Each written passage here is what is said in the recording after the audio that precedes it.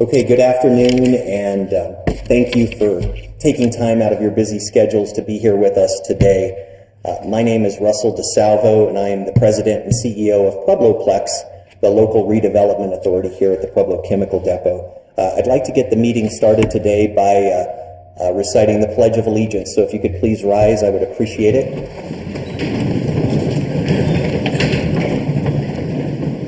I pledge allegiance to the flag of the United States of America and to the republic for which it stands, one nation, under God, indivisible, with liberty and justice for all. Thank you very much. Michael, you're still having feedback. As you probably know, we at PuebloPlex have done our best to really truly advertise, to proactively reach out to various constituencies within our community, and to really engage Pueblo relating to the opportunities with the surplus property here at the Pueblo Chemical Depot. Today's workshop is yet another step in our commitment to guide our community through the base realignment planning process in a very open, transparent, and objective way. We intend today's meeting to be an interactive process. However, we have a significant amount of statutorily required information that we need to present to you, both in writing and verbally. So please bear with us. We're going to try to make it as interesting and interactive as possible, but there is some dry information that we need to share with you. Feel free to ask questions throughout the program, but also know that after our tour, we will have an interactive question and answer session to make sure that we get all of your questions answered. Your packet that you have in front of you is important. It is a comprehensive resource to be used in the notice of interest process. We will be referring to information in the packet throughout the afternoon, so please take good care of that. In addition, we will provide you with information about the Pueblo Chemical Depot. We will provide you with a tour of the facility. We will provide you with information relating to some of the land use constraints that we have here at the Pueblo Chemical Depot, as well as information on the base reuse planning process and the notification of interest process, which is the primary reason why we are here today. I already mentioned that we'll have a Q&A session later. Also today, you have an opportunity to interact with many subject matter experts that are in the room today, from private industry, from HUD, from the Department of Defense, from the Army, to CDPHE and Pueblo County. So I would encourage you to talk amongst yourselves, and if you have questions relating to the process, we have many experts in this room that know much more about the process than we at the staff of PuebloPlex. In addition, I want you to know that PuebloPlex staff is available after the presentation today to set up appointments for more specialized tours. If you have questions about specific buildings, properties, or about the NOI process in general, feel free to reach out at us anytime and we can set up an appointment for your project or your idea specifically. BRAC planning is very defined as to process, but it is not defined as to content. So we want you to know that we are agnostic in this entire process. You know, we're not the judge of what's a good idea or what's a bad idea in the process. So we encourage you to bring your ideas, your initiatives, your thoughts to this process, because we need the entire community's input in order to make a project of this scope and scale a success. So just want to encourage you to think outside the box, to bring us your ideas. There's no such thing as a bad idea. And we certainly encourage you to submit a notice of interest if you're so inclined. At this time, I'd like to introduce Lieutenant Colonel Michael Quinn, the commander of the Pueblo Chemical Depot. He's going to give us a few words and make some introductions for us. So please welcome Colonel Quinn. I don't think I'll need the microphone. Ladies and gentlemen, again, welcome to the Pueblo Chemical Depot. Again, we tried to coordinate for some good weather, but luck was not on our side today. I'd like to very quickly welcome and recognize a few folks that we have here from the state of Colorado. We've got Major General Edwards. He's the Colorado National Guard Adjutant General, the TAG. Brigadier General Capizella, who's one of his two deputies. Mr. Mickey Hunt, who is the Deputy Director for the Department of Military and Veterans Affairs for the state, and Lieutenant Colonel Sherman, who's out of the G3 plans for the state park. I know Russell's got a whirlwind tour and Q&A, but I'd just like to point out that there is as close of a partnership that we can have between ourselves and PuebloPlex. Because we also know that it's important for the Department of Defense and for the depot to divest ourselves of unused property and structures in order to facilitate the turnover as quickly as possible. But at the same time, we are currently planning and ramping up for our support for the demilitarization plan on the north side of the depot as well. So for us, it is a little bittersweet. We're ramping to get a mission completed, and at the same time, we're planning for closure for the installation and eventual turnover of all the DoD property to other entities. Like I said, we're here to help facilitate any questions that PuebloPlex can answer. I would ask you to at least, be cognizant that we are a fully operating depot. There may be some operational security topics that you may ask a question and we cannot give you very definitive answers because of operational security. And so that's just kind of the way it is. So if you please understand that. We'll do our best to facilitate, like I said, the questions now and in the future. I guess just very quickly I will exit stage right to go off and do some other things. Here as far as from the depot staff, I do have my executive officer, Catherine Kane, here that will represent me throughout the afternoon, along with my chief environmental, Chris Polskamp. And I do have a couple of other, my NCIC Star First Class Baker in the back as well, in case there are questions that but again, welcome to, windy Pueblo depot. Today, please mind the tumbleweeds as they go by. It's all right, I'm sure many of you are used to that. But Russell, thank you very much. I'll turn it back over to you since this is your show.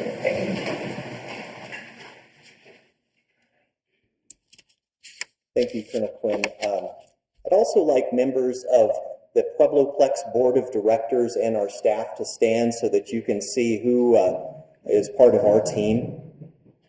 I'd like to thank these individuals for their leadership, their passion, and their determination to really make this project successful. So thank you very much.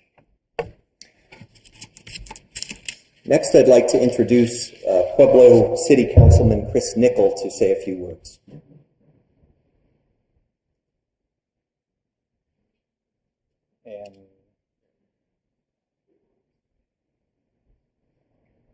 Thank you.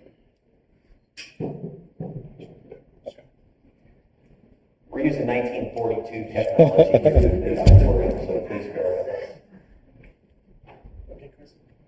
Well, thank you, Russ. It's great to be here today. Welcome to everyone. This is just an exciting opportunity for the city of Pueblo, and I'm proud to be here to represent our city.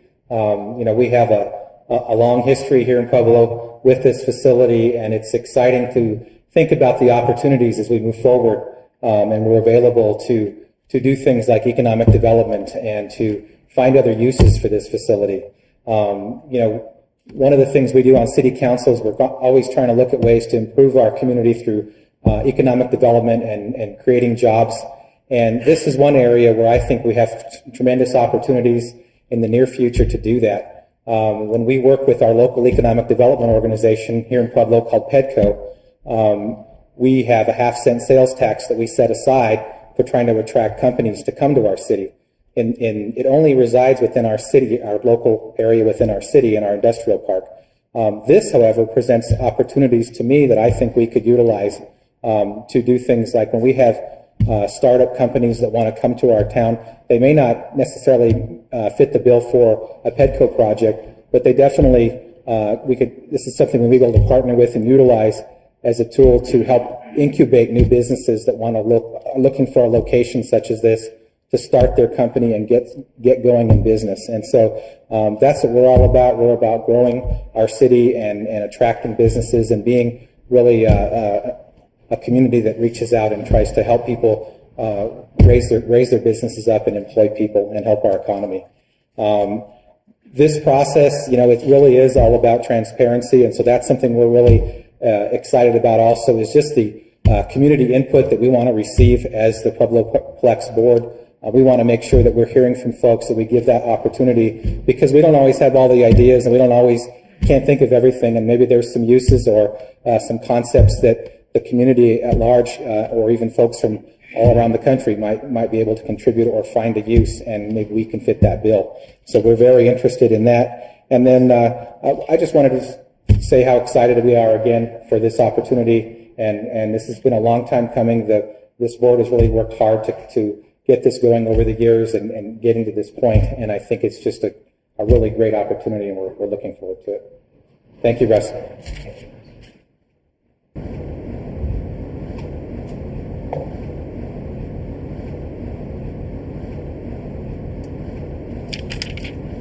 Okay, next, I'd like to introduce Allan McConnell, the chair of our community-based board of directors, to say a few words.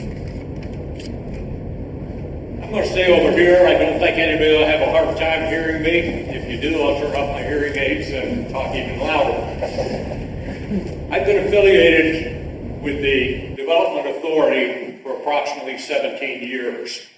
Currently, I chair this group.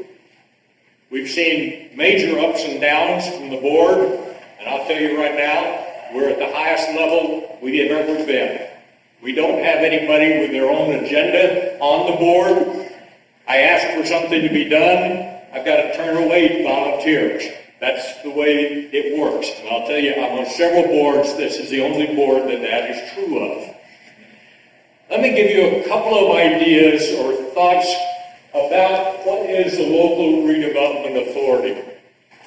First off, we are a political subdivision in the state of Colorado. We were established and are currently established by the legislature. We are a 7-person board. 3 people are appointed by the county commissioners. 3 people are appointed by city council. 1 is appointed jointly between them.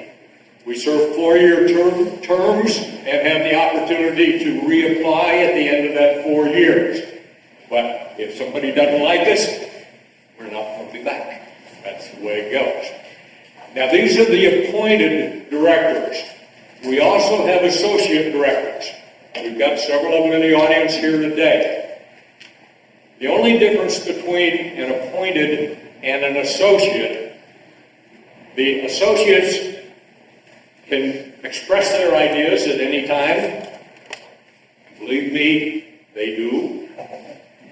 They can chair committees. They cannot vote. They cannot bring a motion to the floor. But they can talk significantly well about something and then elbow the person that is appointed that they'll get the motion through anyway. Well, they'll get it up for a vote. They won't necessarily get it through. When I mentioned that we're state subdivision, we receive no tax support. There is no funding coming from the state of Colorado. I would like to wish we had it, but it's not there. And with the budget situation in this state right now, we're not going to get it, and we all understand that. Since this has been established, most of the LRAs, they're designated, they do some planning, and nothing happens. Like I said, I've been with this for 17 years. Ours is not quite the same situation. We have been operating under a master lease with the U.S. Army. What it does, we have facilities on our master lease that we are allowed to lease out to private companies, to organizations, government entities. We've had guard people here before. The prices that we charge are set by the Corps of Engineers. We do not get the opportunity to set that price. There's a slight change to that. The way that money breaks out, 50% of the revenue that is collected we keep. 50% goes into a special fund that we use to help maintain some of the facilities. We have somebody come in and they want to lease a 90,000-foot warehouse that has a bad roof and the sprinkler system hasn't worked in 15 years. We're talking $500,000. We can do that with the Army share because now this facility that the Army still owns has more value than when we started. And that's the way we've been operating. So it's been exciting to watch that go, but believe me, the excitement has just started. The planning process, and this is part of that planning process, is kicking off. If we follow all the deadlines, hopefully we'll be done within 16 to 18 months of the plan. That doesn't mean we take possession of the property that quick. There are a lot of other things that have to happen. But you're all a part of that right now. Russell said, we want your ideas. If you are with a group that would like to know more about this project, we have people that will go out and make presentations at your meetings. We can bring tours out here. We can't do it overnight. We need this is an active duty installation. We've got to get through security. But you give us a week or two, we can normally get that taken care of without a problem. So I'll be around, as all of our board members and our staff members will be. Any of us that you see this little white tag on, feel free to grab a hold of us, ask us what's going on, start giving us your ideas, giving us contacts. We got to make this one work for the entire southeast Colorado. This is not Pueblo, this is not Boone, this is not Avondale, this is everything from Canyon City to Kansas. So that's what we're dealing with. Thank you. Thank you, Allan. Allan is a great leader, and he has been super supportive of our efforts and our reinvigorated process of replanning the future of the Pueblo Chemical Depot. So let's begin our presentation and talk a little bit about the history of the Pueblo Chemical Depot. Originally, it was established in 1942 as the Pueblo Army Depot. Additional missions were added in 1951 relating to strategic storage of certain types of items like rubber and manganese out here, as well as the calibration and maintenance of many different weapons systems. In 1952, the chemical weapons arrived at the Pueblo Chemical Depot, and it's really interesting that in 1953, peak employment here was 7,791 folks. Nearly 2 out of every 5 workers in Pueblo in 1953 worked here at the Pueblo Army Depot. So there's a huge legacy in our community that's related to the Pueblo Chemical Depot, and our organization certainly wants to honor that legacy.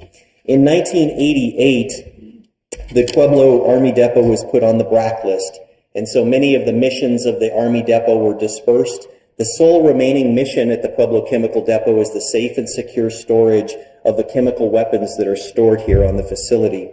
In 2002, Bechtel Pueblo team was selected to construct a facility and destroy the chemical weapons which are stored here at the northeastern corner of the Pueblo Chemical Depot. That process will begin next year in 2015, a 13-year span. So just wanting to give you some perspective on the timing of projects of this scope and scale. It's not overnight. It's not as quick as, how business operates in the private sector, but it just gives you some perspective on the time and the complexity and the seriousness of a project such as this. Our organization, like Allan had indicated, was formed by the Colorado State Legislature in 1994. We were formed with the name of the Pueblo Activity Development Authority. So that's quite a mouthful, so you'll understand our rebranding effort to call ourselves PuebloPlex a little more. We have a mandate under our enabling legislation to create sustainable economic development here at the Pueblo Chemical Depot. Basically to create jobs and to increase the tax base of both the local and the state as a whole. In addition, we are required to develop in a way that promotes the health, safety, and welfare of the people of Colorado. So we have sort of a dual mission there. There's a lot of environmental contamination that we'll talk about a little later in the presentation here on the depot. So we as a group have an obligation to watchdog the cleanup process and ensure that this land is returned back to the community in a clean way and a safe way. Next slide. The name PuebloPlex is our new branding concept. It's basically to help delineate the transition from this active Army installation to a private, public, sustainable economic development asset for the community of Pueblo. It helps us to differentiate between the current Army mission here, which is, of course, the safe and secure storage of the weapons stored here and the eventual destruction, and our efforts, which are economic development oriented to redevelop this facility for the benefit of all of southeastern Colorado. As I mentioned earlier, we're statutorily charged with creating sustainable economic development for Pueblo and our surrounding communities. Currently, and for the past 15 years or so, we've operated under a master lease that Allan referred to in his remarks, and that mechanism has enabled us to bring the community out here to Pueblo, to really give folks an opportunity to lease buildings, to lease igloos, and to really get them to understand what's happening here at the Pueblo Chemical Depot. In addition to that, the revenues that we generate from our leasing activities are reinvested into the infrastructure. So it's a way that we can help maintain those buildings that this organization will eventually own so that they do not fall into disrepair. As we go on our tour today, you'll see the state of some of the buildings out here is not good. So we've got a huge project in front of us insofar as determining which buildings to keep up, which buildings to deconstruct, which buildings are reusable for economic development purposes in the future. Really, moving forward from today's meeting, our primary mission is planning. We are responsible for creating a community-based reuse plan for the Pueblo Chemical Depot, a redevelopment plan that balances the needs of economic development for Pueblo, which is desperately needed. But we have to balance those plans and that plan with the needs of homeless organizations in our community and other groups that need public benefit type conveyances, whether it be parks or law enforcement or fire. There's many other uses or public uses of this property that we want to explore, and that's why we're here today, to give you the opportunity to think outside the box, like we said earlier, and to really come up with ideas on how we can make this property special and really benefit the community. That planning process will likely take between 12 and 18 months, as Allan indicated.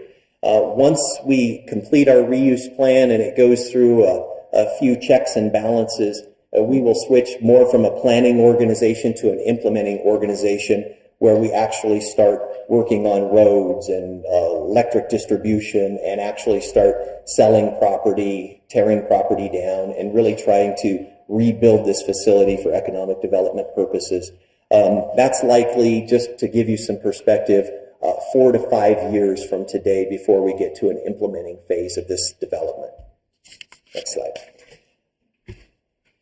This is a visual representation of how we run our organization, and I want to show it to you because it's a little different than other organizations similar to ours are run.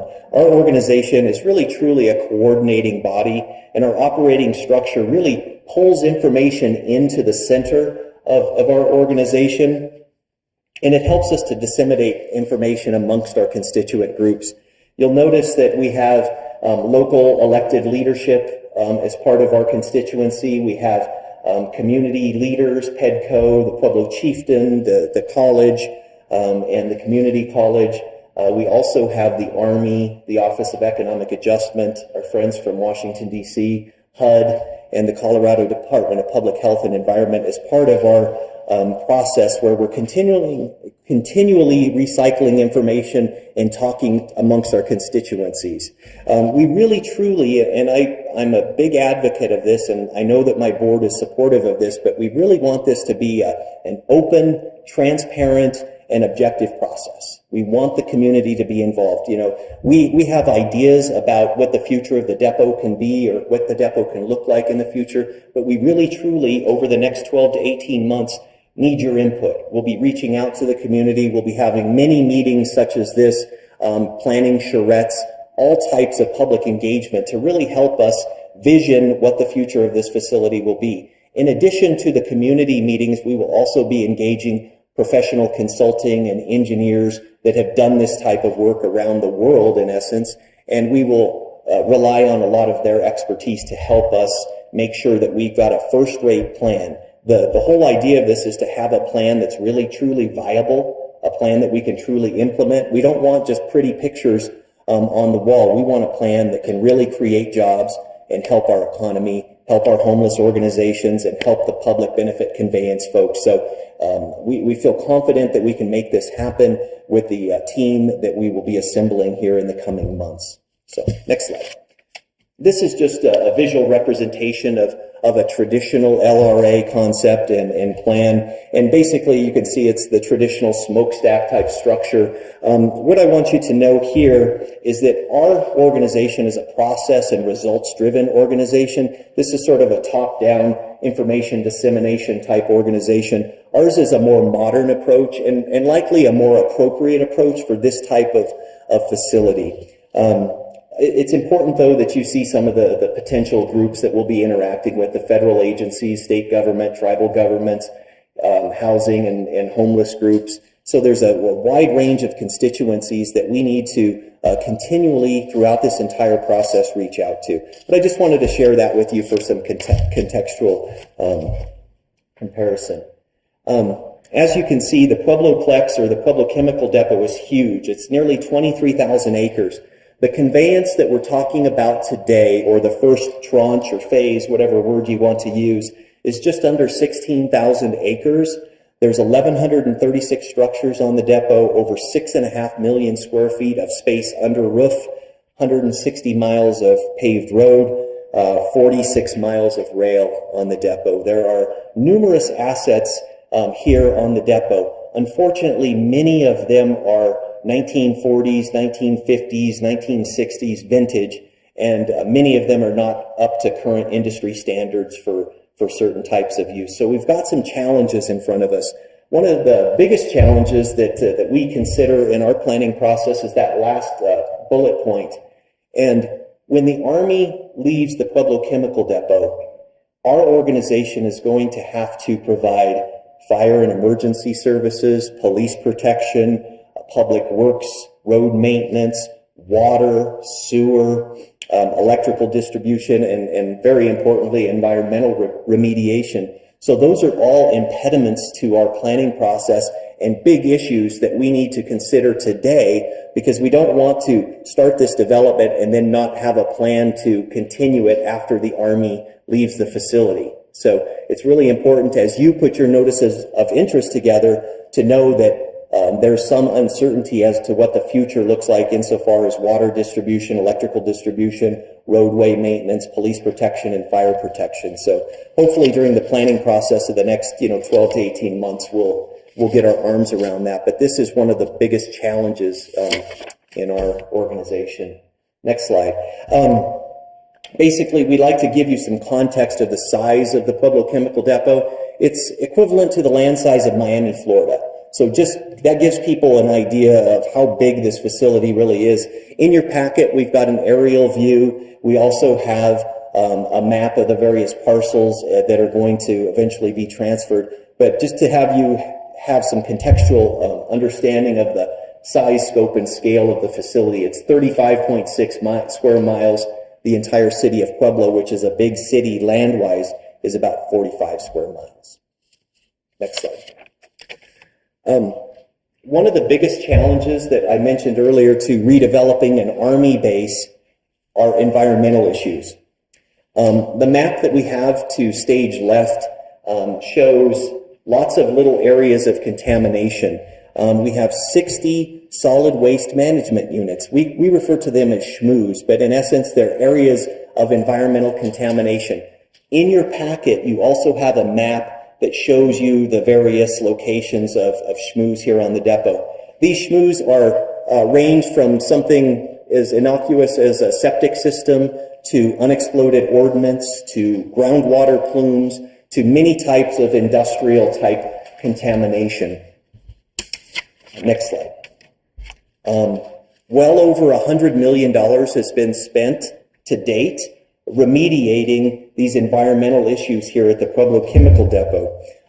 29 of our schmooze are designated as NFA or no further action. In essence, 29 of the 60 schmooze are closed out. 2014, we're looking at about $23.5 million budget to be spent on environmental remediation here at the depot, which is one of the biggest budget allotments in recent history.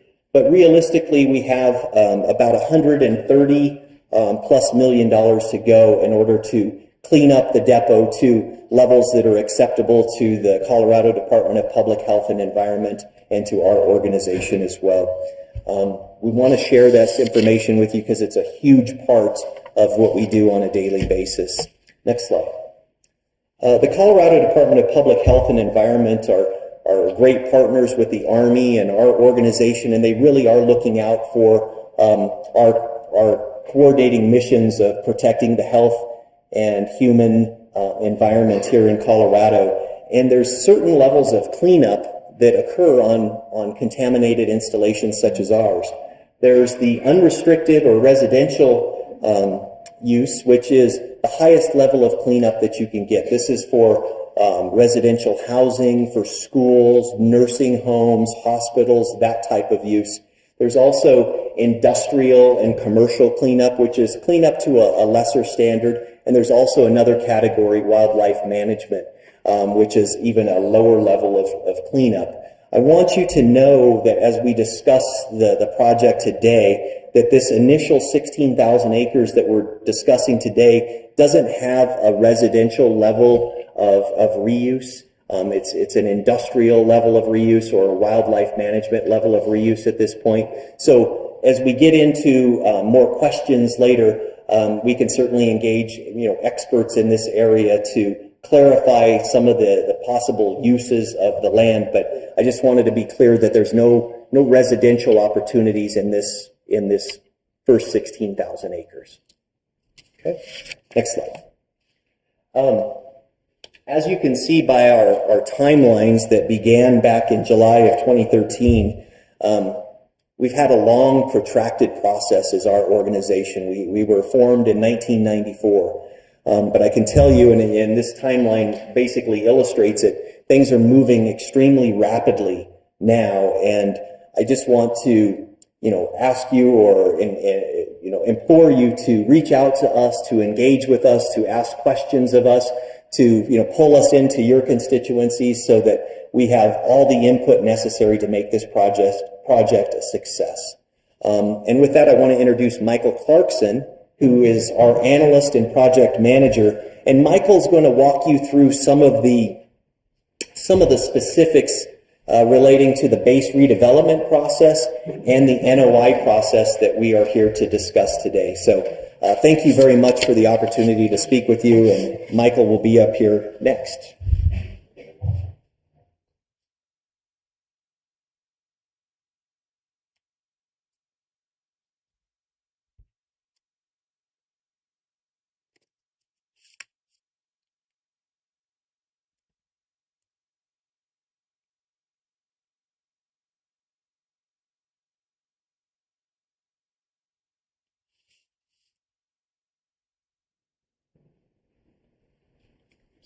If I can ask just one thing, Terry Hart just walked into the room. He was tied up in a meeting in town and wanted to give you an opportunity to say a few words. Terry is our Pueblo County Commissioner.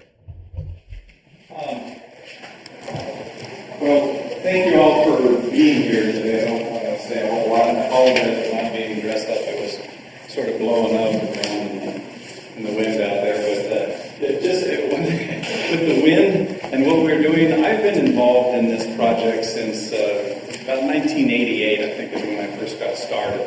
I started as a county attorney here in Pueblo County. We started working with military on their initial discussions about what was going to happen with the project, with the chemical weapons plant, and with the demilitarization of the rest of the plant and getting into the RAC process. So I've been working it quite a while, but I started thinking about it when we were in law school. I went to law school at CU Boulder, and every class, when you're getting ready to graduate, you would try to come up with a unique gift that you could give to the school, something that they would remember you about. And so we thought about it all the way through our first couple of years at school, and somebody came up with a crazy idea. And we got this really nice plaque that is inscribed in Latin. And it's just got this beautiful little phrase. And you see it when you walk into the library of law school. If you're familiar with a law school, most of the students are terrorized to spend most of your career in the library trying to figure out what's going to happen to you next. And so we put this beautiful little plaque out there in Latin. And it translated into Toto, I fear we're no longer in Kansas. and we did it in Latin because we figured it might take the new students a little while to figure out what that meant. But it meant a lot to us because when you go into law school, you are transitioning into something just bizarre, something you've never seen before, something totally different. The reason why I thought that's kind of interesting here, with wind blowing around today, but it's also where we are today. We've been working for this milestone for years to get to the point where we could have a conversation with folks like you about transitioning this base to a community function, to a need that this community needs, to an economic development critical link for our community. And that's where we are today. And where we have been, and where we are today, and where we are going to be is very prophetic. We're going to be blowing around. It's like Toto. We're in Kansas now. So thank you all for being here. I appreciate it. And I'm looking forward to the tour. And I'd love to meet you as we go through the process. And I love the fact that you're here and you're showing the interest in this process. So thank you. Thank you,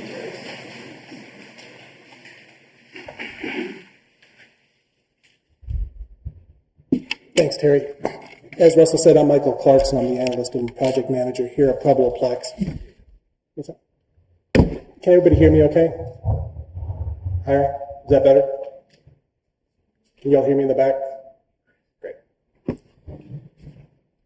Well, I'm accountable to Russell and the board of directors for analyzing what we are doing out here at the depot. And as we were preparing for today, we want to thank you, first of all, for coming out.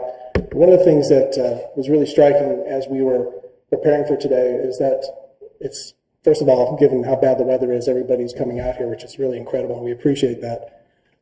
But it really was almost a remarkable quintile breakout of how many people are here from different constituencies.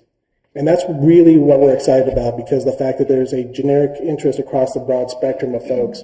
We've got folks here from the homeless assistance community and the continuum of care. We've got folks that are generally concerned citizens.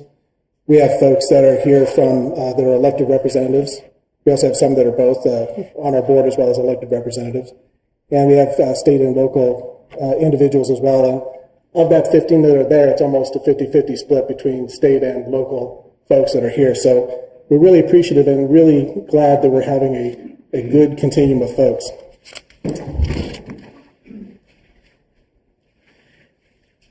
When I start to speak to this presentation off, one of the things I kind of feel like as the accountant, when you're sitting down and all of a sudden somebody wants to just know what their tax return number is, well, I get to go through the entire return with you. So this is going to be very dry information. So I wanted to apologize right off the bat because it's statutorily required that we present it to you. And as Russell mentioned, the information in your packet will have a lot more detail. This is really meant to give you a high-level overview of all the information that's on here. So, as Russell said, there are really no preconceptions as to what's going on here at the depot. As we go moving forward, one of the concepts that will really drive the planning process is focused creativity. And our role is to really kind of help focus that creativity as it moves along. There are certain things that will just be outside of the range of what is really permissible here, but we're really open to everything. It's very much a blank slate. And what we'll be doing here is our principal task is then to take all of the information we gather here from the community and pull it into a reuse plan. And especially what we'll be doing is we're going to be acting as sort of the focal lens between all these different organizations. Russell showed you that one chart with all of the different smokestacks. Well, we're the people that interact with all those different folks and sort of quarterback making sure we get answers and responses to your questions. We're able to find out what things are required to move things along in a certain direction that may be a part of a community interest. So that's what we'll be working on. Also, we'll be a focal point for our friends in the military. The colonel and his team here at the Pueblo Chemical Depot, we work with them, and we just saw a great example of that coordination today. When the Adjutant General was joining us, we were able to get coordinated, and we thank Catherine and her team for helping out with that kind of at last minute, so we appreciate that. And also, we're going to be coordinating local activities associated with the base realignment here. As Russell mentioned, it is a tremendously large installation. It's about the size of Miami, the land area of Miami, so there'll be a lot of things to work on, multiple facets of the project moving forward.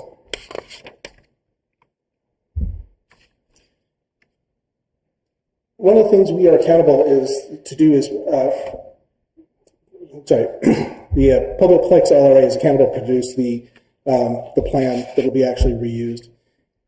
We're going to be looking to balance all the different constituent needs, but this meeting in particular is really focused in on the homeless assistance and also the public benefit conveyances, but primarily the homeless assistance and continuum of care information. We are going to be working with you to also develop the legally binding agreements that will convey properties to those different organizations. And then we'll be also submitting that information to the application to both HUD as well as the Department of Defense. The information in the plan that we put together is viewed to see if it aligns with the long-term economic development goals, also to see if it aligns with the homeless needs, fills gaps in the community, and basically promotes the overall goals.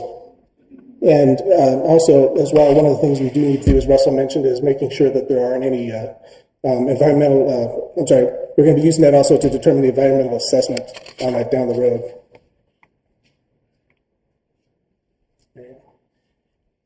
Wanted to put this chart together to give you a sense of some of the priorities that are taking place. The first mission overall is the Army mission, and that has to absolutely complete before anything can happen. We're going to be getting a piece of this activity here shortly in terms of the 16,000 acres that's coming available. Our job is going to be working to create that sustainable opportunity, but the organizations that are homeless assistance providers, and they can be folks that are filling in the continuum of care gaps that exist presently. It could be folks that are doing supportive services, jobs and skills training, employment programs, and also transitional housing, permanent housing, food banks, as well as treatment facilities that are out here. Additionally, there'll be public agencies and nonprofit organizations relating to education, healthcare, homelessness, park services, and the like. And then lastly will be private entities for startup businesses. The history of BRAC really started off back in the McKinney Act became the Redevelopment Act at this point in 1987 with the Homeless Assistance Act. And Title V really just drove into this process of not just disgorging these military assets, but instead trying to turn them into assets that can be used for everybody in the community. And so they enacted this in legislation to try and make sure that military installations got reused in that manner. So that started in 1988. The first opportunities came through to be part of this, and then there were several BRAC rounds after that. In 1994, it became the Redevelopment Act that we're under today, and it was because of these constituent groups here that we're trying to assure that these great assets are being used for more than just, putting new people and new businesses in place, but also addressing, particularly in urban areas where there is a lot of needs, make sure that those are reused appropriately and not just for the highest dollar.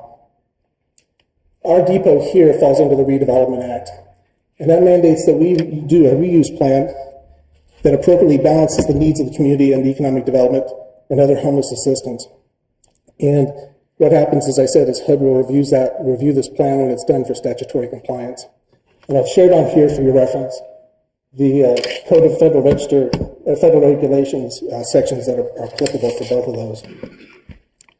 Our particular journey started back in 1988 when the President's Commission identified Pueblo Chemical Depot as one of several installations that was to be reused. And essentially what happened, this is the cover letter that went onto that report that's probably about 1.5 inches thick, talking about the various installations. Of course, things have been delayed a little bit, and now they're moving forward again. The objectives of the Redevelopment Act here, as I mentioned, are to imbalance the community's expressed needs for economic redevelopment and other development activities with the needs of the homeless individuals and families in the vicinity of the installation. One of the challenges that we have out here is that we're kind of far from everything. We're about 16 miles outside of town. And so one of the challenges is there's not really, it's not really an urban area, so we don't have as big a demand for that. And as we do our redevelopment, because we're meant to be a chemical depot that's out in the middle of nowhere, hidden from most view and spying, there's going to be placing some additional burdens on that development. But we do have a lot of storage areas and capabilities. To ensure that the base reuse planning is directed by the local communities, that's what we do here through hearing your comments and questions and answers.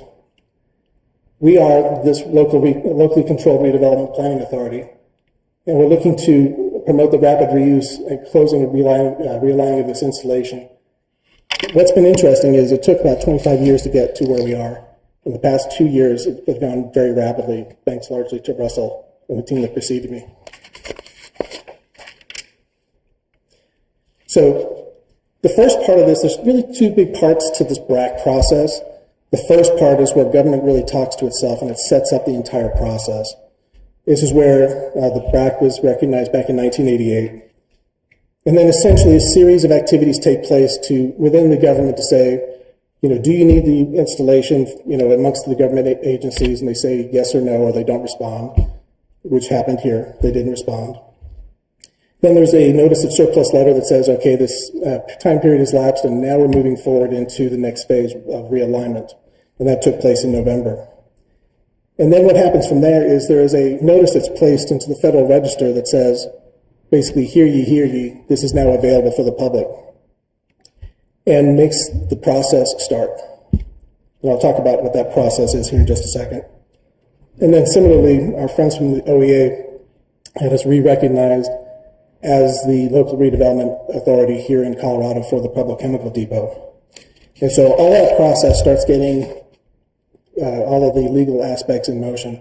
Then the next portion, which is where it gets a lot more exciting, is the fact that we get to start talking to the community in events like this.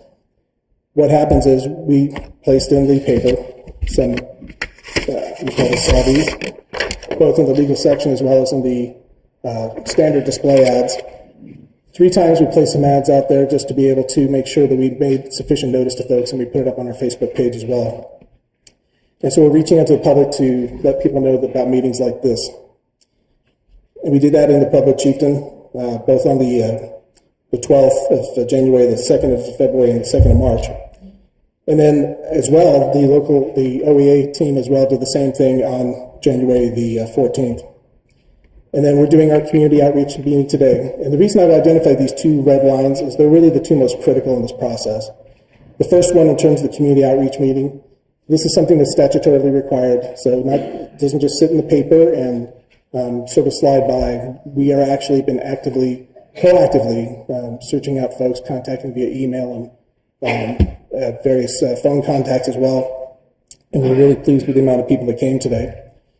And then secondly is this next one here in terms of the submission deadline. Statutorily, there is a certain time period I'll go through in just a second, but that June 11th timeframe has been set through publications that have taken place in the paper, that if you have a notification of interest, it's to be provided no later than 5 p.m. on June 11th to move the process forward. Then essentially what happens from there is I talked about the notifications of interest go to HUD and Department of Defense to be analyzed and reviewed, and that takes place in the 2015 timeframe. And then we'll be continuing to do outreach meetings like this between 2014 and 2015 to get ideas, because once this process is complete, this will be the notification of interest will actually get conveyances at a later point to these organizations. So instead of the 16,000 acres, there'll be a subset of that, some of which will be conveyed to people that have successfully applied for the notifications of interest. From there, the remaining balance of the depot will be developed through these, and we'll get information from the community and ideas through these community meeting processes.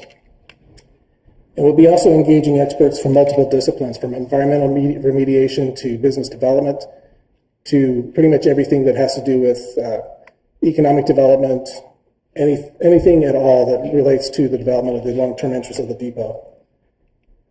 And we'll have that completed by 2015. What happens is once your notification of interest is submitted, and it's more than just saying we'd like something, it's actually putting together a business plan as to what you're looking to produce out here at the depot. You've got to be able to demonstrate that you're able to maintain it, take care of it, fill a need in the community and the like. The idea being is that it's not just a conveyance. It's something where if there is a need and it can be demonstrated that it fits into your mission or a mission you're looking to put together, that it will be reviewed as such and look to see if it aligns with the abilities here. As Russell mentioned, there's no residential property that's out here. If somebody were to place a notification of interest saying they'd want to put residential housing out here, they would be responsible to be getting the land use up to a residential standard to be able to promote their activity, which would probably not be realistic. Only because of the fact that, nonprofits are working, obviously, with a smaller budget. And then once everything's put together, then we implement the plan. So where we are in this process, we're right about here. When we had the notification in the paper, in the Federal Register, this triggered a 30-day event, and we placed our ad on January 12th, rather, and it triggers this timeline here. We are permitted between 90 and 180 days maximum. The June 11th timeframe falls at about 150 days into this process. So once everything's done, we start doing these things I talked about in terms of submitting information. We work with you all to put the notification of interest applications together, and then we start submitting it to HUD, and then there's a review at HUD, and then it's approved or it's determined to be an adverse determination. Who participates in the process? Really, pretty much anybody. Specifically, we're looking for homeless assistance providers, several of whom we reached out to. I know one of them wasn't able to come here today. Also, as we mentioned earlier, those are organizations that have support services for jobs training and the like. Also, any private nonprofit organizations that perhaps we haven't heard of, are certainly looking to reach out to as many as we can to have that. And you may or may not already provide or propose to provide that assistance. State and local agencies like the Adjutant General and his team, as well as some of our friends from law enforcement, as well as others have expressed some interest as well. Those would be qualifying entities that would qualify for a separate piece, what's called a public benefit conveyance. That's a separate track. And let's see, also any types of public agencies or private and nonprofit organizations. You can be potentially awarded a conveyance that is low to no cost, so you could potentially get up to 100% off of the land or real improvements that are out here at the depot based on the plan that you put together. As far as who are the partners that we work with on the federal side, there's really kind of two: Department of Defense and Housing and Urban Development. The Department of Defense has different organizations. One is our friends, Mr. Paul Osvark over here, and Colonel Kennedy from Office of Economic Adjustment. Army Corps of Engineers, or their peer groups, because this is an Army installation, the peer groups that are in the Army or Navy side, the base transition coordinators, as well as our base environmental coordinators. That would be like our Mr. Pulskamp and the like. We also work with Housing and Urban Development with their Office of Community Planning and Development. And I was going to say, is Suzanne McElhaney here today? Oh, good. Okay. Yeah, I know we had some bad weather coming in, so I wasn't sure if you'd be able to make it down from Denver. And also any offices that offer Office of Special Needs Assistance Programs, and any of the field assistance offices, and I think Mr. Atencio is here as well. Raise your hand, please. So if you're an organization that is interested in doing a notification of interest for homeless assistance or continuum of care, these are two of the folks that we'll put you in contact with during the course of today. And then once we ensure the application is complete and the homeless considerations are explored, then the suitability of the application gets pushed through and signed off. If you are a public benefit conveyance desiring organization, there is a catalog of organizations depending on what your organization is related to, and we have this in your packet as well. There are different organizations depending on what your particular interests are. There's some for Department of Interior. Also, if you're looking to do something along the lines of education or educational roles, we have the Department of Education. I know that I think it was Galena Air Force Base basically was turned into a educational institution up in Alaska because of the fact that it's so remote and people got housed on base because of K through 12 schooling. So that was one instance where the Department of Education was involved.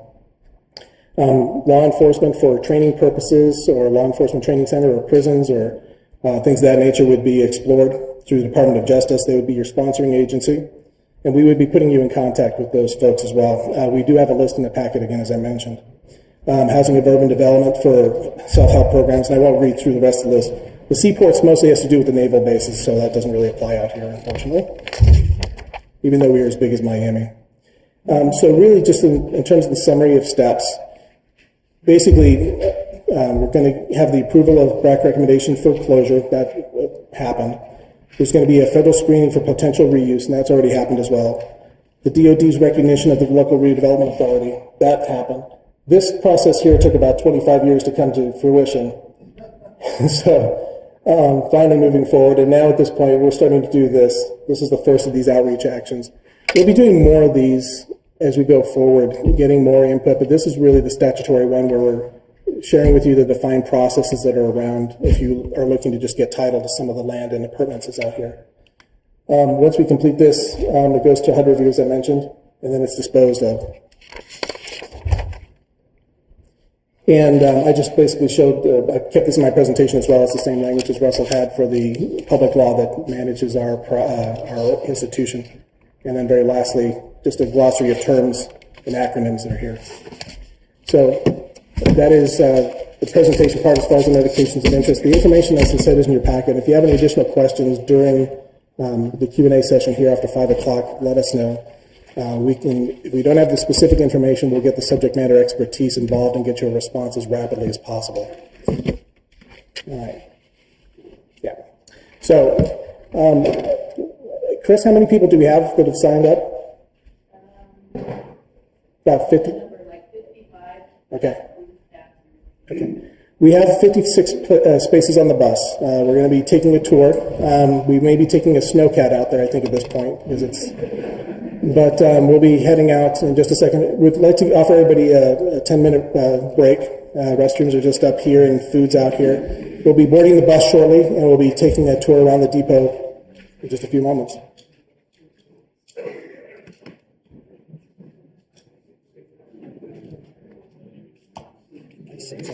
Thing that I did want to mention to you, and you have this information in your packet, is the actual parcel map, so that you kind of understand what's part of the 16,000 acre conveyance that we're discussing today and what's excluded. So again, we don't have huge copies, but you have a copy in your packet. The yellow and blue areas are the 16,000 acres that we're discussing today. The green area is basically the D-mill facility, the range, and then the cantonment area, basically this headquarters area in the southern part of the depot. These two parcels and one of the sewage lagoons are excluded from this first tranche of 16,000 acres.